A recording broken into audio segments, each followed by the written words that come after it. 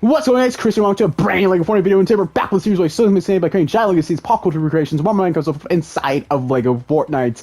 And today, I have something really awesome to show you guys, because maybe I'm a bit biased here because it's relating to a character that I may or may not be obsessed with. This lovely dude. Look at him. Look at him. We got Pikachu! And this is the whole build. Look at it. This whole thing right here is the entire build for today's video. I know, it's so cool and amazing. And you guys are so utterly jealous.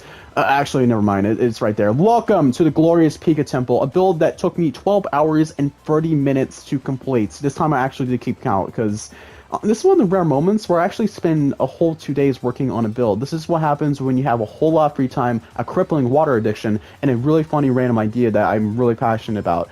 And just, God, this thing is absolutely beautiful. But before we get into the tour, I want to give you guys some cool background information about this build before we start, like we do in the series. Now, this build originally started off as a simple idea, originally going to be part of my survival series, which is why this guy's here. Originally, I was going to make this whole little, like, base structure for my survival episode, and I was going to have, like, Pikachu in the middle, and it was going to be really cool, it was going to be awesome. And then my mind pivoted to another idea of having a Pikachu temple build, and having it kind of like in the lava build and like kind of biome that got added to the whole dragon boss, and I realized that boss fight itself can be very rare.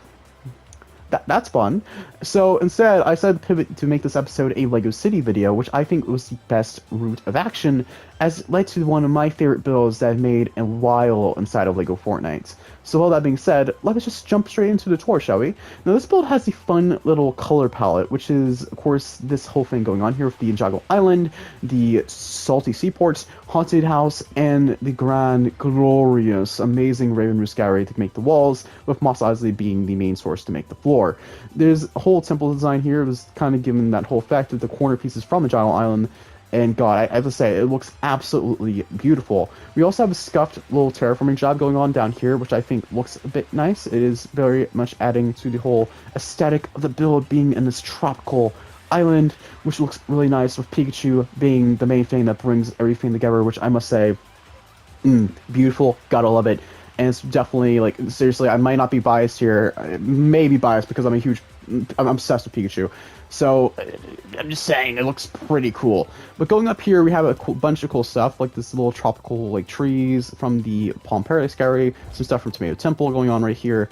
And you got our first door, which before we actually go in the store, I do want to give you guys a second to make a guess what's actually behind this door. And there's a lot of good things that could be behind here, like maybe a hidden thing, or maybe a giant Indiana Jones reference, Donkey Kong, tons of things. If you guess anything that relate to an actual jungle side of this build, then you are wrong, as this actually is. Welcome to the back rooms. Yes, I added the back rooms against Lego Fortnite. If you're new to the channel, I added the back rooms to Fortnite last year in my original Spiral series with this whole bridge project I made. And the back rooms funnel was actually be a part of my last Lego City video before I decided to scrap it. Who knows, might make another reappearance in that whole new city area. But look at this, we got a whole little maze going on here, and a cool little section. Now, this is going to be one of the only few references that I will be acknowledging that's outside of Pokemon, which is this thing, which is a reference to Cassidy Tato. I'm a huge Vocaloid fan, and I want to add a fun little reference to Tato inside of the build. And this is where I realized something that I don't know how long has been a thing, but Epic has removed bread from Lego Fortnite. I seriously don't know how long this has been a thing. This is definitely something that's bothered me, because I thought I was losing my mind for half a second. And yes, the bread is gone. It would have felt so well, this, like, Easter egg. Like, why? Is this just like, we have cornbread? Is this something now that's like, oh, due to an issue, bread just got removed from, like, Fortnite? I have no clue, but it's so utterly fascinating. But going this way, you can find more of the maze, which not much is really going on over here. So it's a portrait and a picture of Krusty Clown. Then you can go all the way over here with another dead end, and then you go this way with another route that leads you all the way this way to another area, and then you go this way, and then this little cool thing over here, a battle bus, and this little thing over here that not much really going on, and then you can go all the way this way, which leads you all the way back to where we just were. So you're probably thinking, how do you see the back rooms? Well, actually, it's a simple little answer. You just go all the way over here, Then you go this way to this little section right about here to see a reference to fish and random lava floating, which is an old recurring gag on the channel. And then you go all the way here to a little thing that says not to phase inside the back rooms. As let's be real here, it's probably safer to stay in the back rooms once you get in. Of course, you'll lose your mind by everything that's going on here. But let's be real here, if you're gonna face out, there's a good chance that you're just gonna fall to your demise. You don't want that. Not at all. But going forward, we actually get to see more stuff like Maggie's crib just being randomly in the back rooms, and we can go forward to the exit side of the back rooms, which leads to the other side of the build, which actually is showcasing a good effect, which is the fact that this whole temple is mirrored on the opposite side, which brings it all together very much as well. Now, going upstairs, you have some more cool stuff that you can see with your eyes, like this cool little thing right here, which may or may not be a reference to something. And then you got some other stuff, like this portrait being designed right here, some cool little market stands and stuff going on here, because this vibe kind of gives me, like, the best example I can give is when I went to Colorado last year, as they have this whole, like, mountain exhibit, where it's kind of similar to that, but instead it's like a Pokemon temple, where you have, like, all this stuff, kind of like a tourist attraction, which is pretty cool. And then you got some stuff here, like a little board talking about all the events going on inside this place. And then you go all the way back over here to see a little auction that's going on with this little triangle dude. Now, personally, I wouldn't recommend shaking his hand because I don't know exactly what happened, but they're selling a triangle statue, which is pretty cool. The Illuminati. Going this way, though, we have another room, which is pretty cool as well, which, once again, I will give you guys maybe a second to guess upon, as it is a reference to one of the first ever LEGO games that I have ever played. I think that's kind of good video, actually. Yeah, it's actually Lego Star Wars Complete Saga with Lego Batman as well in the background. Just kidding. It's actually an inference to Lego Indiana Jones. Look at this crap. This is more specifically reference to the first level, where if you don't know in the original films, Indy would grab the little amulet right here and it'll trigger a bunch of traps. And you don't really have that going on here, but what we got going on is some cool little slight terraforming going on with the top and then some other stuff going on as well, making it look like as well they're starting to extravagate this place to make it find all the secrets inside this area of the build and the temple in general, but like kind of cool. You also got a Fox Clan statue, which is also pretty interesting. Maybe the Fox Clan is related to this build as well. It's lore.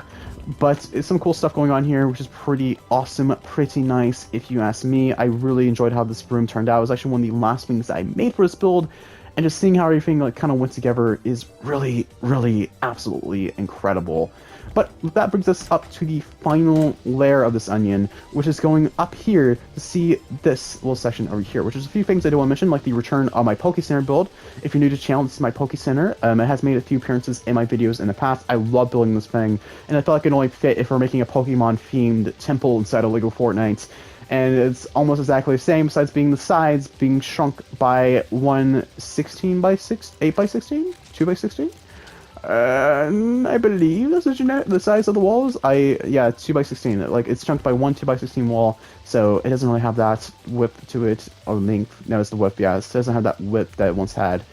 But going inside, though, we have a cool little interior for the Poke Center, and you can just check out. We got some cool stuff here, like some medical stuff, and then this little bed for the Pokemon, and they got your whole little like computer screen there. You can grab your Pokemon from the device. Pretty cool, if you ask me. I love this build, and I love making a Lego Fortnite, and no one will stop me from bringing it back in future videos. Going this way, though, we have a cool little reference, which is more of my own bias, which is a reference to Poke Park. I love the Poke Park games. They're such a simple, like, series. There's only, like, 2 of them, but, like, dude, I love them with a passion. They're kind of, like, just, like, they're just so fun. I just love them. And we got the Pikachu balloon from the first ever Poke Park game that's just here, just for fun. I seriously, this thing was so fun to design yesterday. Like, oh my god, I love this thing so flipping much. But this brings us to the top of the temple, which is Pikachu.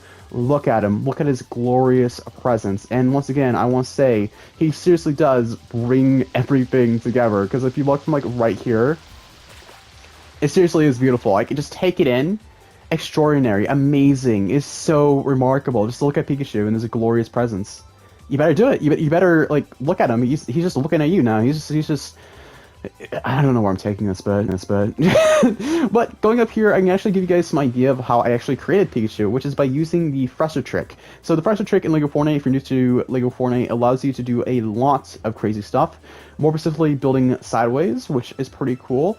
You can build sideways, you can build upside down, which you can actually do with this piece here from the Ninjago gallery I did, which, no, it's from the Remove City gallery with the red piece here, because that is actually flipped upside down. So it's just something you can do with the pressure trick if you move it a certain way. So if you go to the sides of a build, put it on the sides, you can do stuff upside down, like kind of on the sideways like this, and then if you put it upside down, you can make your builds go upside down, which is pretty cool, and just a little fun trick for you guys in Lego Fortnite. But a cool little thing with the Pikachu here and how it's made, as I'm a huge sucker for pixel art, making it in general, we got cool things here, like this Pikachu art. I don't know exactly which generation it's from, but I'll let Eddie and Chris kind of just put something on top of the screen right now like he normally does when he corrects me.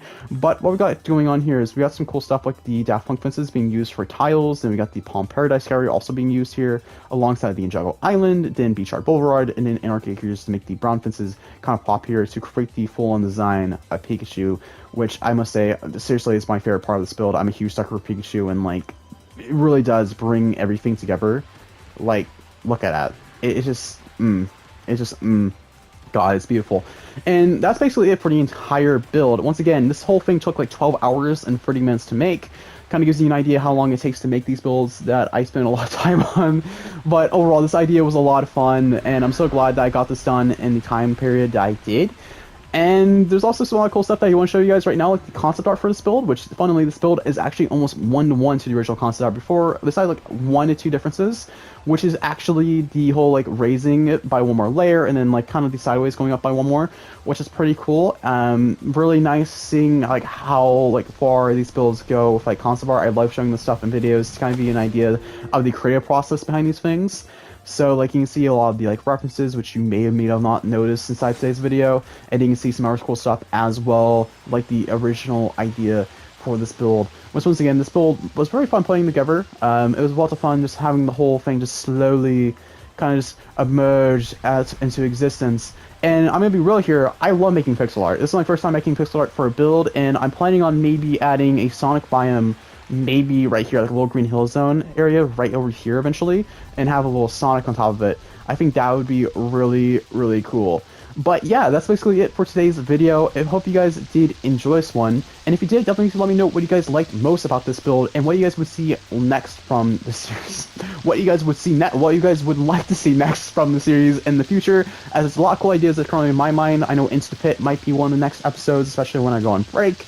And then, of course, the Hall of Justice build I started back in November is something I really want to get back into, and a bunch more stuff as we continue on with the series in the future. I have tons of ideas. Some I'm keeping to myself right now, but definitely let me know what you guys want to see in the future, as I would be definitely interested in hearing what you guys would want, like feedback-wise, and kind of creations that you would see your recreated or ideas in general. So that being said, I hope you guys did enjoy this video. If you did, definitely consider leaving a like, as it does help the channel a lot. And if you're new here, definitely, if you're new here, you like receiving support, definitely consider subscribing so you don't miss out more Lego Fortnite content just like this. And with that being said, I hope you guys did enjoy this one, and most importantly, that you all have a spectacular day, and I'll see you next time. Peace out, everyone.